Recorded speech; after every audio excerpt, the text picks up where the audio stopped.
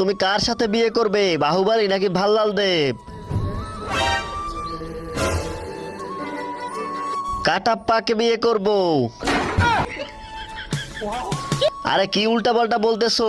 এই তলোয়ার যে বের করতে পারবে তার সাথে তোমার বিয়ে হবে। ভাল্লাল দেব, তুমি তলোয়ার বের করে দেখাও।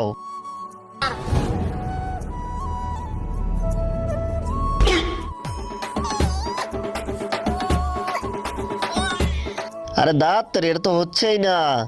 বাহুবলী, এবার তোমার পালা, তুমি বের করে দেখাও। বাহুবলী, বাহুবলী, বাহুবলী।